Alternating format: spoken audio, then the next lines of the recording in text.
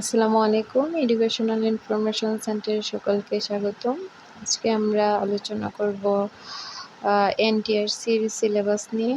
লিখিত পরীক্ষার সময়সূচি তো দেওয়া হয়ে গেছে জুলাইয়ের 12 এবং 13 তারিখ।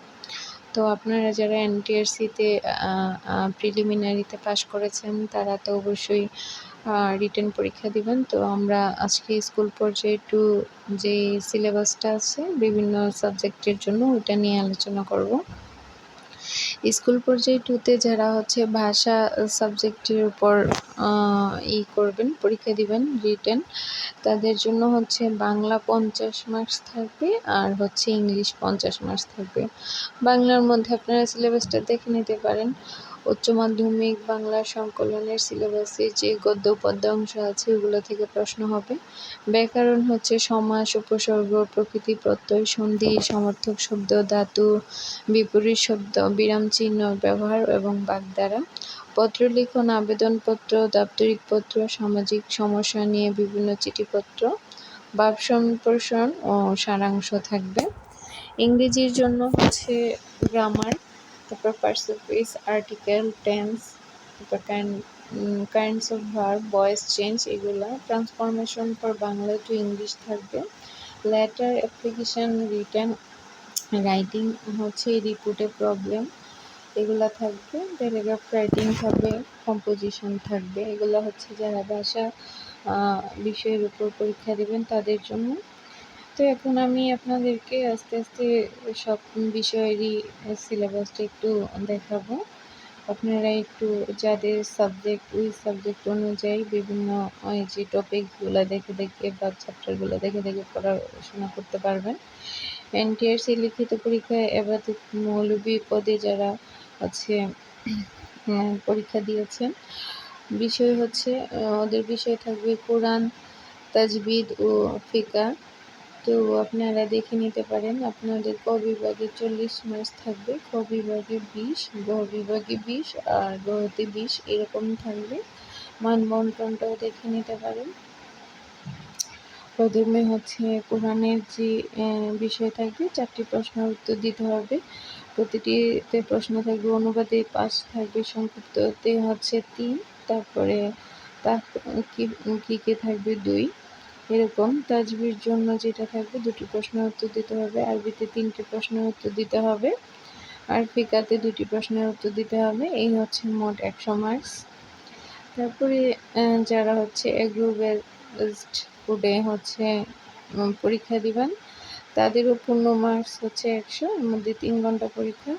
যে বিভিন্ন বিষয়বস্তুর মধ্যে রয়েছে খাদ্য পরিবেশ, পুষ্টি ও খাদ্য, খাদ্য তৈরি ও সংরক্ষণ এবং পুষ্টিমান, তারপরে খাদ্যের প্রভাব ও প্রতিকার, খাদ্যের যে প্যাকিং ওইটা নিয়ে। তারপরে আপনারা যারা ফিশ কালচার অ্যান্ড ব্রিডিংয়ে পরীক্ষা দিবেন তাদের জন্য হচ্ছে আপনাদের বিষয়বস্তু অনেক। আপনারা যারা পরীক্ষা দিবেন অবশ্যই আপনাদের বিষয়গুলো একটু দেখে নেবেন মনোযোগ সহকারে। মৎস্য সম্পদের গুরুত্ব, পরিচিতি, তারপরে চাষের সম্ভাবনা, শ্রেণীবিভাগ, এইগুলো আর কি। যারা পরীক্ষা দিবেন আপনারা আপনাদের সিলেবাসটা দেখে নেবেন। আমি বলে যাচ্ছি কারণ আপনাদের সবগুলো যদি আমি বিষয় বা সাবজেক্ট বলতে যাই তাহলে ভিডিওটা অনেক বড় হয়ে যাবে। তারপরে যারা পোলট্রি রিডিং অ্যান্ড ফার্মিংয়ে পরীক্ষা দিবেন তাদের জন্য হচ্ছে মুরগি পালন ও ব্যবস্থা, এই বিষয়বস্তুগুলো, হাঁস ও অন্যান্য পোলট্রি পালনের ব্যবস্থা। তো এগুলো টপিকসগুলো আপনারা ধরে ধরে সব পড়বেন।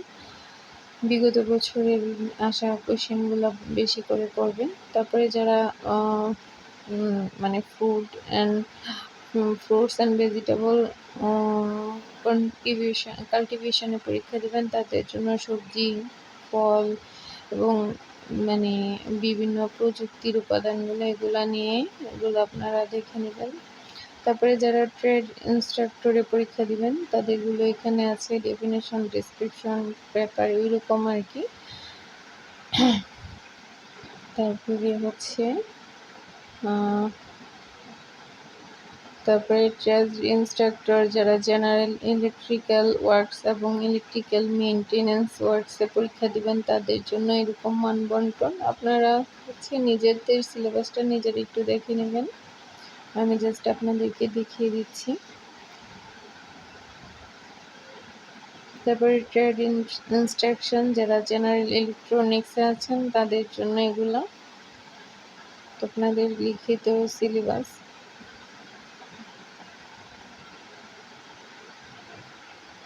তারপরে যারা অটোমোটিভ আছেন তাদের জন্য এই বিষয়বস্তুগুলো আপনাদের হচ্ছে সংক্ষিপ্ত প্রশ্ন থাকবে 12টা, উত্তর দিতে হবে 8টায়। ক বিভাগে মোট 40 মার্কস, খ বিভাগে হচ্ছে 8টা প্রশ্ন থাকবে, 6টা উত্তর দিতে হবে, 60 মার্কস। এগুলো হচ্ছে রচনামূলক প্রশ্ন। তারপরে ফার্ম অ্যান্ড মেশিনারি তো সেম, আপনারা হচ্ছে ক বিভাগে 12টা প্রশ্ন থাকবে, 8টার উত্তর দিবেন 40 মার্কসে, মানে 5 মার্কস করে 8টা প্রশ্নের মান হচ্ছে 40। তারপরে হচ্ছে ক বিভাগে রচনামূলক থাকবে, 8টা প্রশ্ন থাকবে, 6টার উত্তর দিতে হবে 60 মার্কস। এই হলো মোট আপনাদের 100 মার্কসের পরীক্ষা। তারপর হচ্ছে আপনাদের রেফ্রিজারেটর অ্যান্ড এয়ার কন্ডিশনিং এই সাবজেক্টের এগুলা হচ্ছে আপনাদের নির্দেশনা দেওয়া আছে। তারপরে আপনাদের যে বিষয়বস্তু এবং মূল্যায়নের যে লক্ষ্যমাত্রা ওগুলা নিয়েও হচ্ছে বলা আছে। আপনারা যে যে সাবজেক্টে পরীক্ষা দেবেন আপনারা আপনাদের সিলেবাসটা একটু দেখে নেবেন ভালো করে।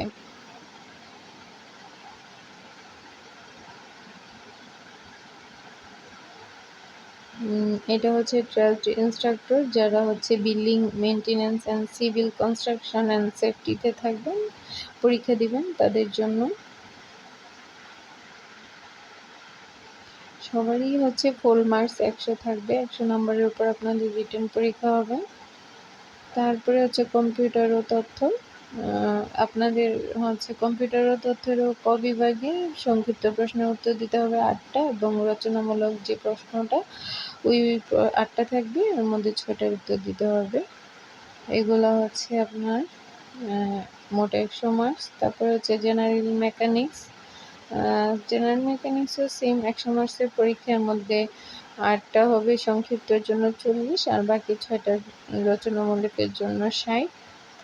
তারপরে ওয়েল্ডিং অ্যান্ড ফেব্রিকেশন ওদেরও সেম একই মানে সংক্ষিপ্ততে 40 আর রচনামূলকে 60। তারপরে হচ্ছে ড্রেস মেকিং সেম। তারপরে সিভিল ড্রাফটিং এবং উইথ ক্যাড আপনাদেরও সেম। তারপরে হচ্ছে মেকানিক্যাল ড্রাফটিং উইথ ক্যাড, এগুলো হচ্ছে আপনাদের বিভিন্ন সাবজেক্টের সিলেবাস। তারপরে হচ্ছে লাইভস্টক রিয়ারিং অ্যান্ড ফার্মিং, তারপরে হচ্ছে পেশেন্ট কেয়ার টেকনিক, তারপরে হচ্ছে প্লাম্বিং অ্যান্ড পাইপ ফিটিং, তারপর হচ্ছে আর্কিটেকচার ড্রাফটিং উইথ ক্যাড। এটা হচ্ছে যারা হচ্ছে এটা প্রথমে এটা নিয়ে আলোচনা করা হয়েছে।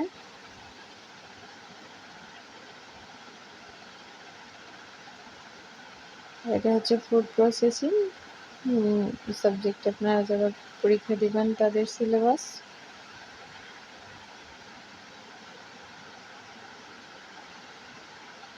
এটাও ট্রেড ইনস্ট্রাক্টর।